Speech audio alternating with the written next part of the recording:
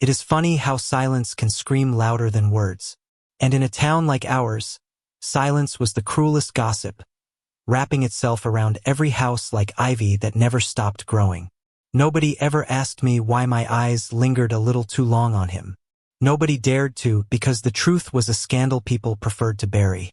I still remember the first time I saw Liam in that Marine uniform, stepping out of his truck like a hero written into the wrong book. The sun was hitting his jawline just right, and I swear to God, I wanted to hate him for how easily he carried the kind of life I could never live. But hate doesn't make your chest ache at night. Hate doesn't make you memorize the way someone's laugh cuts through a crowded room. The story begins in our hometown in North Carolina, a place where flags fly higher than questions, where football on Friday nights decides who matters and who doesn't. Liam was always the golden boy, my childhood best friend, the one who pulled me out of rivers, taught me how to ride a bike, and promised me the world when we were 12. Then life happened, and promises got left behind in the dust of his boots. I was the one who stayed, the one who watched my mother age behind the counter of a small grocery store, who became the local nobody everyone knew by name but no one really cared about. And Liam, he left. He traded in his laughter for a rifle, his soft hands for calloused ones, and came back with scars he didn't show anyone except me. The first night he returned on leave, it was late summer. The air was thick, humming with cicadas. I found him sitting on the back porch of his parents' house, a beer dangling from his hand, his eyes lost in the dark. When he finally looked at me, it wasn't the grin of the boy I grew up with. It was something heavier, something that broke me just by existing. "You ever feel like you're fighting a war even when you're home?" he asked me, his voice rougher than the gravel under our feet. And I laughed because that's what you do when you're terrified. All the time. Except mine don't make the news. He smiled then, but it wasn't joy. It was the kind of smile that says, "Thank you for understanding what I can't say out loud." That night he walked me home. Our shoulders brushed, just barely, but I felt it like lightning. I kept telling myself it was nothing, just muscle memory of walking side by side since we were kids. But when we reached my porch, he didn't leave. He just stood there, looking at me with eyes I couldn't read, and I swear the world tilted. We didn't kiss that night. We didn't even touch. But something had shifted, something I could never put back. The days that followed were torture wrapped in sweetness. He'd find excuses to come by the store, pretending he needed snacks or cigarettes, but I knew better. He'd linger, fingers drumming on the counter, looking like he wanted to say 1,000 things, but couldn't risk even one. And me? I played along, pretending it didn't burn me alive. Because here's the truth no one tells you. Loving someone you're not supposed to isn't romantic, it's survival. You learn to hide it in glances, in the silence between words, in the moments when your hands brush and both of you flinch like you've been caught committing a crime. It wasn't until the town fair that everything cracked open. The smell of fried dough and cheap beer filled the air, kids screaming on the Ferris wheel, and me standing by the dart booth, watching him laugh with people who would never guess he was bleeding inside. He looked so free for a second, and I hated myself for wanting him more than I wanted to breathe. When he finally slipped away from the crowd and found me by the edge of the parking lot, it felt like gravity itself had pulled us together. "I can't do this anymore," he whispered, his voice raw. "Do what?" I asked, even though my heart already knew. "Pretend." And just like that, the world we had carefully built, brick by careful brick, came crumbling down. He kissed me. It wasn't gentle. It wasn't patient. It was years of silence, of buried longing, of prayers whispered into pillows that no God ever answered. His hands were on my face, desperate, and I swear I could feel every battle he had ever fought burning through him. I kissed him back like I was drowning. When we finally pulled apart, breathing hard, reality hit like a freight train. We were in the middle of a small-town fairground, where whispers travel faster than light. We didn't speak, didn't dare look around. We just walked away, side by side, knowing the price of what had just happened. That night, I lay awake replaying it over and over, the taste of him still on my lips, the weight of his hand still burning on my skin. And for the first time in years, I felt alive. But the thing about happiness in a town like ours is that it never lasts. The fairground kiss changed everything, but it didn't set us free. If anything, it shackled us tighter to fear.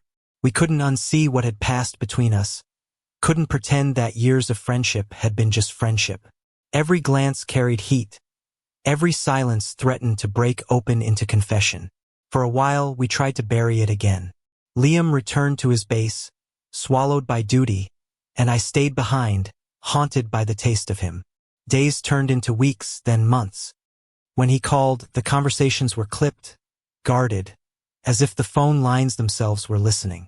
Yet beneath the words, the truth burned. He was mine in a way no one else could ever touch, and I was his. Then came the night he returned from deployment with a shadow in his eyes darker than I had ever seen. He showed up at my door at midnight, rain soaking through his uniform, his hands trembling like he had fought ghosts all the way home. "I can't carry this alone anymore," he whispered, his voice breaking as I pulled him inside.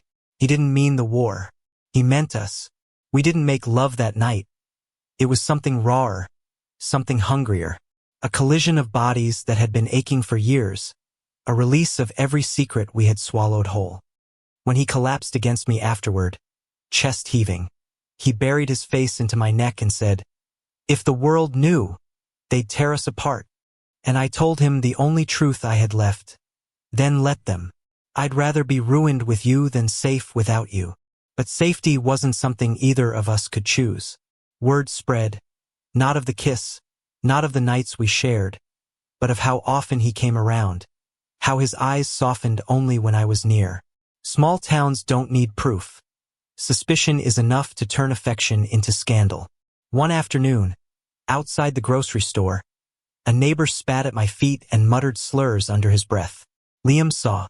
He grabbed the man by the collar, fury burning in his eyes, and I had to pull him back before he did something that would end more than just his career. That was the first time I saw him tremble, not from fear of war, but from the terror of losing everything: his badge of honor, his family's pride, the future he had built. We fought that night. He begged me to let him go, to cut this thing between us before it destroyed him. I begged him to stay, telling him he couldn't run from what he was. "Do you think I don't know?" he shouted, his voice cracking. "Do you think I don't lie awake every night wishing the world was different? But I can't risk everything for something that has no place here." And I, with tears burning my throat, whispered, "Then don't call it something. Call it love." The silence after that nearly broke us. For weeks he kept his distance. I saw him around town, straight-backed, jaw tight, the perfect Marine everyone expected him to be. But his eyes, those damn eyes, always found me, even when he pretended not to look. And each time it was like drowning slowly, knowing the one person who could save me was choosing to watch me sink. It wasn't until tragedy struck that the walls crumbled. A training accident. A letter slipped under my door. My knees buckled as I read the words, my vision blurring. Liam, injured, in the hospital, broken but alive. I drove 3 hours that night, hands gripping the wheel so hard I thought my bones would snap. When I reached him, pale under hospital lights, his eyes found mine and filled with something I had never seen before: peace. "You came," he whispered. "Of course I came," I said, choking on the tears I had been holding for months. He reached for my hand, uncaring of who saw, uncaring of the nurse in the doorway, his fingers laced with mine, weak but steady. "Then I don't care anymore. Let the world burn. I need you." And just like that, the war was over. It wasn't easy after that. His family struggled to understand. Mine didn't even try. The town whispered, judged, turned their backs. But slowly we built something stronger than fear. We learned to walk side by side without flinching. We learned that love, when it is real, survives the storms meant to erase it. Years later, we stood together at the edge of the same fairground where everything began. The air was cooler, calmer. Children laughed. Lights twinkled. The world spinning as if nothing had ever happened here. But we knew. Liam turned to me, his hand brushing mine, not hiding anymore, not afraid. "Do you remember that night?" he asked.